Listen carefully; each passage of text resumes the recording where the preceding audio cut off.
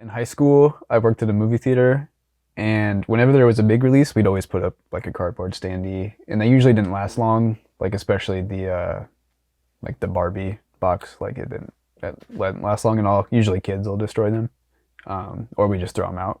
Uh, but with Child's Play, we were gonna get ready to throw it out, and it had somehow survived, and I wanted it, so I just took it home. I kind of like threw it on top of my car, and I had my arm out the window, and I was holding on to it and driving. And yeah, I mean, it somehow didn't fly off on the way home, and now it's here. And it's falling apart, so I don't know how much longer it's gonna last, but I dig it, so he's part of the family right now.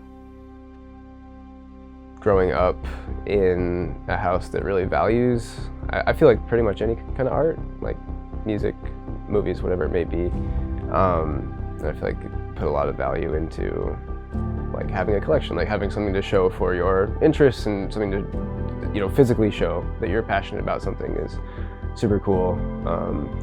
And I guess the importance of like that ownership was a huge deal as a kid, so that's something that I've kind of carried with me. And what I collect really depends on, I feel like, the specific point I'm at in my life. Like, in general, I think I'm a horror fan. I think that's like what I've always loved and probably what I will always put above everything else, but I love film just as a medium. But there are times where I might be into a specific director. Like right now I'm really into like Dario Argento. So I just watched Opera for the first time and I loved it, and I'm kind of like keeping my eye out for more Argento stuff. And then actually just last night, some friends and I watched some Takeshi Miike stuff, and like I'm kind of wanting to get back into that because I did go through a phase where I wanted to find everything that was Miike. So, I mean, I feel like it just kind of depends on what I'm into and what excites me. So sometimes that's a director, sometimes it's a time period, sometimes it's a genre, like if it's like spaghetti western stuff, or if I'm really into that kind of like late 70s crime, crime epic noir thing. Like there's just so many different aspects of film that you can get excited about and be into. This is like a really prized possession of mine. Like it's pretty old at this point, and the binding's actually kind of falling apart, but that kind of adds to it. It's like an Evil Dead copy that looks like the Necronomicon. It's got all the cool like scripture and like the scripture, the whole bound in human flesh, written in human blood stuff. I love that. I do think that like shopping for things physically kind of also has that advantage over streaming. Like it lets you kind of explore a little bit and take some chances, and maybe you'll find something that you never would have experienced before. Unfortunately, it gets a lot harder and harder to like physically buy anything. Electric Underground is a little bit of everything. We have movies, video games, vape. We go back to video games as far back as the Nintendo, and DVDs as far back as that. When COVID happened around the world, it kind of hit everybody hard, us especially. And then around that time, everything went to digital media. You can buy it all online or stream it. That hit us even harder. We definitely have a big selection of like retro gaming, and from the time I've been here, retro collectors have really found hidden gems that they haven't been able to find in the past.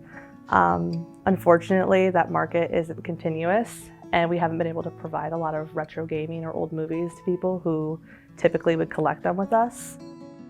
You may find some cool 4Ks, or you might find a steel case that you were looking for, but you'll also probably find like a really old DVD of something you've never even heard of before that you look at the cover and you're like, there's a 50-50 chance that this is awful, but it looks super cool, so maybe I'll love it. And odds are like you probably will if it seems like it's in your style. With being able to stream and download everything online, they don't really have the need for discs anymore. So that's part of the reason why we're closing as well. No one really needs to buy our discs when they can get it all digitally. If there's something that maybe I want to watch, and I look at where it's streaming, and sometimes it's available and sometimes it's not. Like especially with Netflix, stuff like rotates in and out like month by month, so there's just like a pretty decent chance that you won't even be able to watch what you want to watch. Or even if you own everything. Like if you have Paramount and Disney Plus and Hulu Prime, whatever it is, like if you are into stuff that's like kind of niche, then the odds that you're actually gonna be able to find it are pretty low. I think a lot of people have nostalgia with the things that we sell here. I mean, retro gaming is a super like profitable and collectible market still.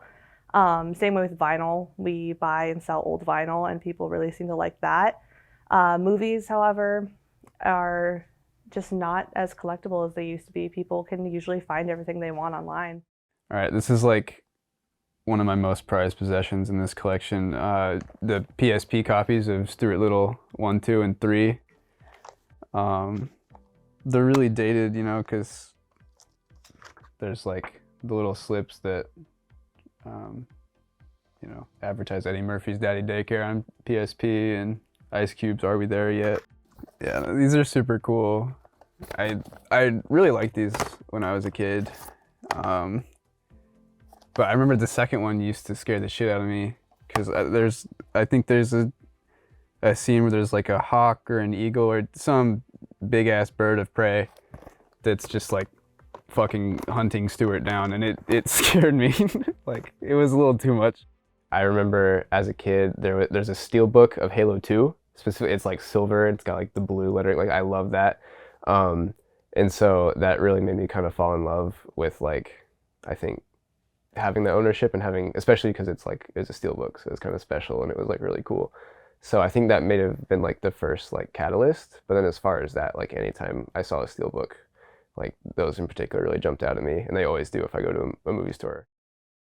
I think there's an American Psycho one where like the sleeve has like when he's like peeling off the face mask or whatever it is, and if you like pull up the sleeve, then you can see him like pulling it. So there's still stuff like that, and that always kind of jumps out at me. I think as somebody that really loves horror movies, and usually a lot of like foreign stuff, it's just not really a super popular market in the United States, and so it's not really stuff you're gonna find on like normal streaming services, and really a lot of times your only option is to find a physical copy of it.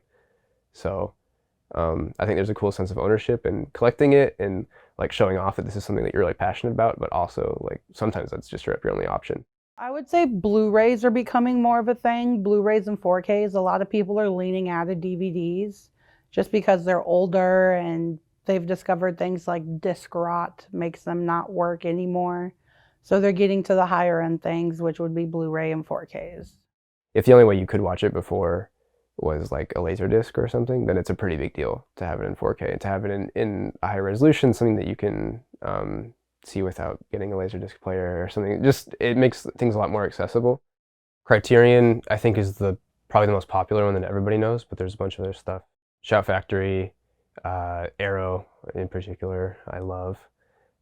Just a bunch of different little companies that kind of keep those movies alive and bring stuff back all the time. I feel like each label has its own kind of demographic. Like Criterion stuff is usually more geared towards the kind of artsy, like you'll get like your, I don't even know, Schindler's List and Citizen Kane and that kind of stuff. And then Shout Factory usually does kind of horror movies and more B-movie stuff. So I feel like it's a bunch of little label. I also don't think Criterion's very small. I think they're a pretty big one. But in general, like little labels that kind of have their own little niche that kind of keep things alive, keep bringing things back, and getting people excited about those. I would like to think that we're not nearing the end of physical movies. Like with vinyl, I feel like there will be a resurgence. I do think that this is like probably the lowest point. I think if there's a time that it was going to die, it would probably be now, but I don't think it will. I think there's always going to be that market for people that are really passionate about film, and the idea of collecting and just like loving it for the art of it.